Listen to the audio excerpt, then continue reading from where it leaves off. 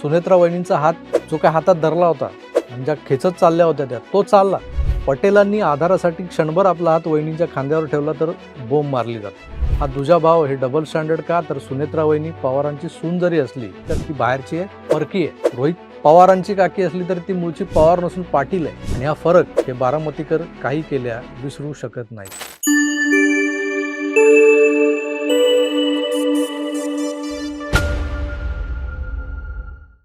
सून भलेही सासरचं आडनाव लावून स्वतःला त्या घरची समजत असेल, आपली सासूरवासणीची कर्तव्य ही जी असतात ती मुकाट पार पाडत असेल, पण आजही आपल्याकडे असे काही तालेवार लोक आहेत की जे सुनेला लेकीसारखं वागवण्याचं नाटक करत असतात, पण आतून ते सुनेला परक्याचीच लेक समजत असतात. अशी ही सून नेहमी त्या कुटुंबात राबणारी एक मोलकरीण ठरते. गेलाबाजार यांचं आडनाव लावणाऱ्या वंशावळीला वाढवणारी मादी ठरते. असते यांच्या घरातच, पण तरीही ती बाहेरची असते. अशाच एका बाहेरचीच्या परक्या असण्याचं ज्यांना वैषम्य नव्हतं, ज्यावर हे कौरव भरसभेत खदखद हसत होते, जसे द्रौपदीवर हसले होते, त्यांचं ते दात काढणं व महाराष्ट्र पाहत होता. आणि दात काढण्याला निमित्त ठरलेलं मार्मिक वाक्य ज्यांच्या अडखळत्या वाणीतून बाहेर पडलं होतं, त्या आधारवडालाही हा महाराष्ट्र नीट निरखून पाहत होता. पण ज्यांना राजकारणात सत्तेशिवाय दुसरं काहीच महत्त्वाचं वाटत नाही, त्यांना नात्यांची किंमत काय कळणार? राहिला विषय पवारांचा, त्यांना कसल्या आल्यात भावना आणि कसली आली आहे नात्यांची चाळ? महाराष्ट्रातलं आपलं मध्यवर्ती स्थान जे आहे, ज्या राजकारणामुळे हे स्थान निर्माण झालंय, त्या स्थानी टिकून राहण्यासाठी याच पवारांनी मराठी मातीतली अनेक तालेवार घरांनी फोडली. घराघरात नात्या नात्यात वितुष्ट आणलं. बापापासून लेक फोडला तर काकापासून पुतण्या तोडला. जिल्ह्या जिल्ह्यात असणाऱ्या मराठा घराण्यांचं त्या त्या जिल्ह्याच्या राजकारणावर वर्चस्व असायचं. आजही हे चित्र बदललेलं नाही आहे फारसं. पण जिल्हा मध्यवर्ती बँक, जिल्ह्यातला एखादा साखर कारखाना, सूतगिरणी, मजूर संस्था, अशा अनेक माध्यमातून ज्या घराण्यांची सत्ता जिल्ह्यावर असायची, त्या एक प्रकारच्या स्वतंत्र संस्थानांना एकत्र करून आपल्या मागे उभं करत ज्यांनी आयुष्यभर राजकारण केलं, त्या शरद पवारांचं राजकारण आता उत्तरायणात आलेलं स्पष्ट जाणवतं आपल्याला. पवारांनी आपल्या या राजकीय साम्राज्याचा वारसदार स्वतःहून काही निर्माण केलं नाही. यातही एक प्रकारचं सत्तेचं ऑब्सेशन दिसून येतं त्यांचं. पण पवारांकडे पाहत अजितदादा पुढे आले. पवारांना थेट रक्ताचं नातं होतं म्हणून मग सुप्रियाताई आल्या, आणल्या गेल्या. पण हे सगळे आपापल्या मर्यादांसकट जनतेसमोर आले, त्यांच्या नशिबानं तगले आणि इतके पुढे गेले. ते मात्र त्याला कुठेतरी पवारांच्या करिश्म्याचा एक हात होता, ते आपण नाकारू शकत नाही. त्यानंतर अलीकडचं म्हणाल तर रोहित या तरुण पवाराला तसं बरंच फुटेज मिळालं शरद पवारांकडून. पण अजितदादांच्या दोन्ही पोरांना, समवयस्क असणाऱ्या रोहितच्या, त्यांना मात्र काकांनी लांब ठेवलंय. अजितदादांच्या कारकिर्दीत मुख्यमंत्री बनण्याचा योग केव्हाच आला असता जर पवारांनी मनावर घेतलं असतं तर. पण त्यांनी त्या क्षणी राष्ट्रवादीचं संख्याबळ जास्त असतानाही काँग्रेसला मुख्यमंत्रीपद बहाल केलं होतं. दादांच्या मनातला लागलेला हा जो काही प्रसंग आहे, तो खुद्द दादांनीच ते नंतर जेव्हा पक्ष सोडून बाहेर पडले तेव्हा सांगितलेलं आहे. जे म्हणतील ते करण्याच्या करता आपण मागं पुढे बघितलं नाही. एकदा मुख्यमंत्रीपद राष्ट्रवादीला मिळत होतं 2004ला. साहेबांनी सांगितलं घ्यायचं नाही, काँग्रेसला द्यायचं, आपण दिलं. वास्तविक कदाचित भुजबळ साहेब झाले असतील, कदाचित आर पाटील झाले असतील. जर माझ्या नशिबात असतं तर मी पण झालो असतो. परंतु ते न घेता काँग्रेसला दिलं, आपण ऐकलं. जे जे सांगितलं ते ऐकलं. दादांच्याच कारकिर्दीत काका नावाचा मोठा दगड अधूनमधून डोकावत असताना दादांच्या पत्नीला, सुनेत्रा वहिनींना, कधी काळी राजकारणात संधी मिळेल याची शक्यताच नव्हती जवळपास. पण NCP फुटल्यानंतर त्यांना पहिली संधी मिळाली ती बारामतीतून लोकसभा निवडणूक लढवण्याची. त्यावेळेच्या प्रचारात पवारांनी ते जहरी उद्गार काढले होते, जे ऐकून सुनेत्रा वहिनींच्या डोळ्यात पाणी आलं होतं. मुख्यमंत्री अजितदादा बारामतीमध्ये बोलताना असं म्हणाले की बारामतीकरांनी आतापर्यंत साहेबांना निवडून दिलं, लेकीला निवडून दिलं, यावेळेस सुनेला निवडून द्या. आतापर्यंत बारामतीकर जे आहेत पवार आडनावाच्या पाठीशी उभे राहिलेले आहेत, त्यामुळे यंदा सुनेला मतदान. त्याच्या चुकीचं काय असे दोन गोष्टी असतात.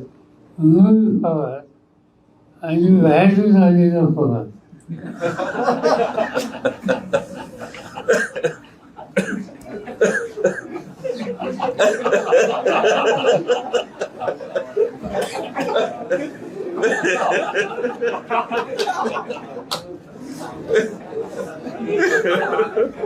निवडणुकीचा प्रचार म्हणून पवार असं बोलले असतील असं समजू नका. पवारांचा स्वभाव जर समजून घेतला तर सुनेत्रा वहिनी या पवारांसाठी कायमच बाहेरच्या असणार होत्या. अगदी दादांच्या अपघातानंतर त्यांचा अंत्यविधी कसा हायजॅक केला गेला होता तेही आपण पाहिलंय.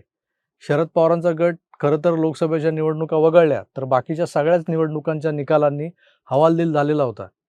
पक्षातला तरुण वर्ग हा अजितदादांच्या मागे गेला होता. उरले सुरले जे काही मोजके जे लोक होते, जे दादांना आपलं स्पर्धक मानत होते, म्हणजे ज्या जयंत पाटलांपासून ते जितेंद्र आव्हाडांपर्यंत सगळे आले, हे लोकच काकांना म्हणजे शरद पवारांना चिकटून होते.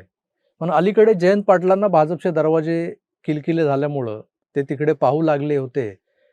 म्हणजे डोळे मारणं सुरू झालं होतं, असं कानावर आलं होतं. पण अचानक या दोन्ही फुटलेल्या पक्षांना, गटांना एकत्रित होण्याचं, एकत्रीकरणाचं एक प्रकारचं वेध लागले होते.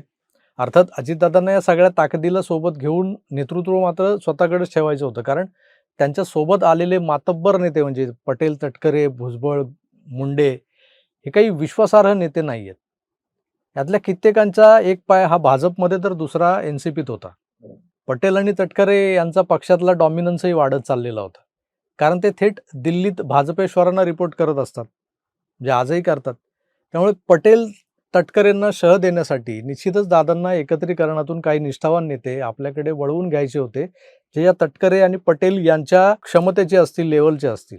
पण दादांपेक्षा या एकत्रीकरणाची सर्वात जास्त घाई आणि गरज ही शरद पवार गटाला लागलेली होती. दादांच्या काही प्राथमिक चर्चा बैठका झाल्याही असतील, जसं हे सांगतात हे लोक, पण नक्की काय ठरलं होतं हे मात्र गुलदस्त्यातच राहिलं शेवटपर्यंत. एकत्रीकरणासाठी आतुर असलेल्या शरद पवार गटातल्यांनाच दादांच्या अकस्मात अपघातानं सुन्न तर करून सोडलं होतं, पण त्यांच्या नजरेसमोर आता राजकीय अंधार पसरलेला आहे. एकत्रीकरण आता होत नसतंय हे कळालेल्यांचं फ्रस्ट्रेशन जे आहे ते बाहेर निघू लागले. अगदी दादांच्या अंत्यसंस्काराच्या वेळेस ज्या सुप्रियाताई सुनेत्रा वहिनींना हाताला धरून खेचत होत्या, पवारांच्या सौभाग्यवती प्रतिभा काकू तिकडे त्या शामियान्यात बसून हास्यविनोद करत होत्या, ते सगळे लोक आता सुनेत्रा वहिनींच्या एक एक मुवमेंटवर टीका करताना दिसत आहेत. म्हणजे सुनेत्रा वहिनींनी आज हे केलं त्यावर बोलतायत, उद्या ते केलं त्यावर बोलतायत. दादांच्या माघारी महाराष्ट्राच्या राजकारणातलं प्रादेशिक पक्षांच्या बलाबलावर परिणाम होऊ घालणारी जी काही समीकरणं जुळत आहेत, एका बाजूला पवारांच्या पक्षात चलबिचल झालेली आहे, त्यांचं जे मराठा ओरिएंटेड राजकारण आहे ते जे काही असे बांधलेले गड आहेत ते ढासळण्याच्या स्थितीत आहेत. आणि याचा फायदा भाजप इतकाच एकनाथ शिंदे हे एकट्याच्या जीवावर देखील घेऊ शकतात, अशा चर्चा सुरू झालेल्या आहेत. हा एक महत्त्वाचा एक ॲस्पेक्ट आहे, एक वेगळा दृष्टिकोन आहे. त्यावर आपण एक स्वतंत्र व्हिडिओ बनवणार आहोत. तत्पूर्वी एक फायद्याची गोष्ट आहे का मित्र, कोट्यावधी रुपये आणि संपत्तीचा विषय आला की तेच चेहरे नजरेसमोर येतात. पण सामान्य माणसाला प्रश्न पडतो की आम्हालाही श्रीमंत व्हायचं असेल तर 9 ते 5 नोकरी करून हे साध्य होणार आहे का? तर नाही. तुम्ही अजूनही असं समजता का की नोकरी करूनच लोक कोट्याधीश बनतात? तर ही एक मोठी चूक आहे. खरं सत्य हे आहे की श्रीमंत लोक नोकरीत नाही, गुंतवणुकीतून पैसा कमावतात. स्टॉक एक्सचेंजमध्ये पैसा लावून जे लोक लाखांचे कोटी करतात. पण सामान्य माणसाची अडचण काय? कुठे गुंतवणूक करायची? कुठला स्टॉक कधी घ्यायचा, कधी विकायचा? याच प्रश्नाचं उत्तर म्हणजे मार्केट वुल्फ नावाचं एक ॲप. हे एक सेबी रजिस्टर्ड ट्रेडिंग ॲप आहे, जे आज भारतात झपाट्यानं वाढत आहे. एक प्रोफेशनल ट्रेडिंग ॲप आहे, जिथे तुम्हाला नुसते स्टॉक्स नाही तर gold, silver, crude oil, natural gas हे सगळं एका ठिकाणी ट्रेड करू शकता तुम्ही. हे ॲप कसं काम करतं तर पहा. मी ॲप उघडलंय, पिन टाका आणि सुरू व्हा. आणि इथे आहे एक फॉलो ट्रेंड्स नावाचं फीचर. इथे तुम्हाला रिअल टाईममध्ये लोकांनी आधीच घेतलेले फायदेशीर ट्रेड दिसतात आणि तुम्ही फक्त एका क्लिकमध्ये ते ट्रेड फॉलो करू शकता. पहा, मी फॉलो ट्रेंडवर क्लिक केलं, माझा ट्रेड मी प्लेस केला आणि बूम, माझा ट्रेड मला लाईव्ह दिसतोय कसा वर खाली होतोय. तुम्ही इथे फक्त काहीशे रुपयांपासून सुद्धा ट्रेडिंग सुरू करू शकता. इथे ट्रेड सुरू करायला इतर ॲपपेक्षा 3 पट कमी पैसे लागतात. आणि ज्यांना भीती वाटते नुकसान झालं तर काय, त्यांच्यासाठी आहे इनबिल्ट स्टॉप लॉस फंक्शन. या फंक्शनमध्ये नेमकं काय होतं, म्हणजे जसं नुकसान एका लेवलपर्यंत पोहोचलं तसं ॲप स्वतः तुमचं ट्रेडिंग बंद करतं तुमचे पैसे वाचवण्यासाठी. पहा, प्रॉफिट वाढत होता. मी स्टॉप ट्रेडवर क्लिक केलं आणि थेट 2065 रुपयांचा नफा माझ्या खात्यात जमा. तुम्ही इथे gold, silver, crude oil, natural gas आणि तेही सकाळी 9 ते रात्री 12 वाजेपर्यंत कधीही ट्रेड करू शकता. आता यापुढचा खरा धमाका आहे का, हे ॲप जे आहे ते मीन्स मार्केट वुल्फ जे आहे त्याच्या युजर्सनी एका दिवसात 15,239 रुपयांचं प्रॉफिट बुक केलेलं आहे.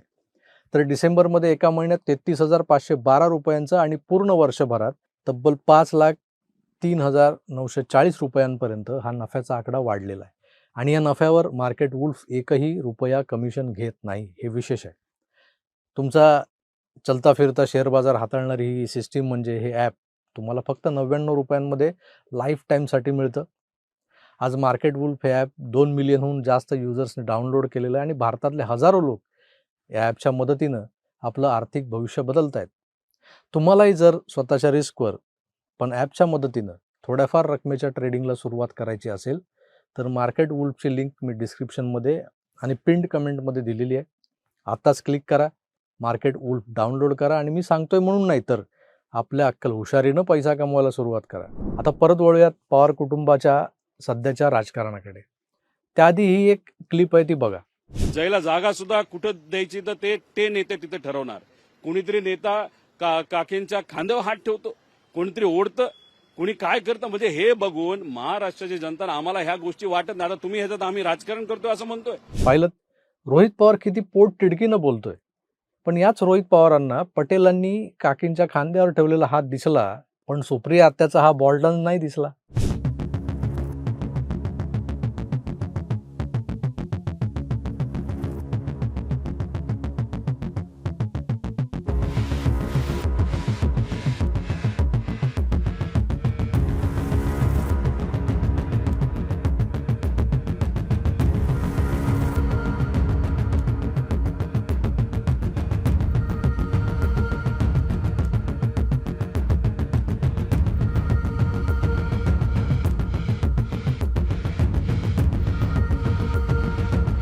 असो, सोनेचा पदर हा डोक्यावरच लागतो, लेकीनं डोक्याला गुंडळलं तरी चालतं. प्रफुल्ल पटेल या माणसाबद्दल माझं मत हे फारसं चांगलं नाहीये, तरी तो माझ्या वैयक्तिक विचारसरणीचा विषय असला. त्याच वेळेस दादांच्या प्रार्थना सभेला वरळी डोममध्ये हेच पटेल अदानी अंबानी सोबत बसून हास्यविनोद करत असतानाचे व्हिडिओ रोहित पवारांच्या PR टीमने जोरदार व्हायरल केलेले आपण पाहिलेत. पण दादांच्या अंत्यसंस्काराच्या समयी सारं बारामती शोकाकुल असताना, महाराष्ट्र शोकाकुल असताना त्यांच्या सख्या काकी प्रतिभा काकी थेट पाहुण्यांशी हास्यविनोद का करत होत्या? हास्यविनोद करत होत्या हे कोणी दाखवलं की त्यांना त्रास होतो?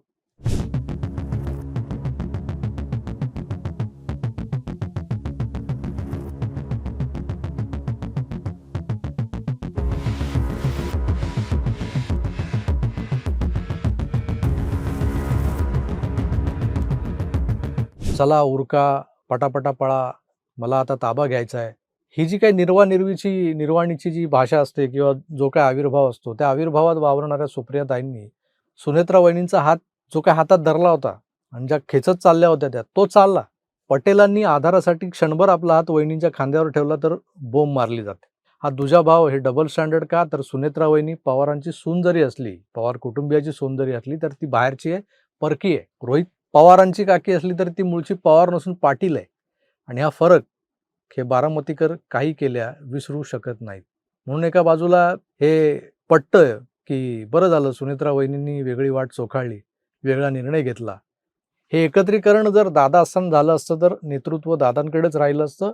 पण आता त्यांच्या परोक्ष जर का हे घडलं तर बारामतीकर पवार हे धाराशिवच्या पाटलांच्या कन्येला क्षणार्धात परकी ठरवून पक्षावर आणि सत्तेतल्या वाट्यावर दोन्हीवर कब्जा करून मोकळे झाले असते.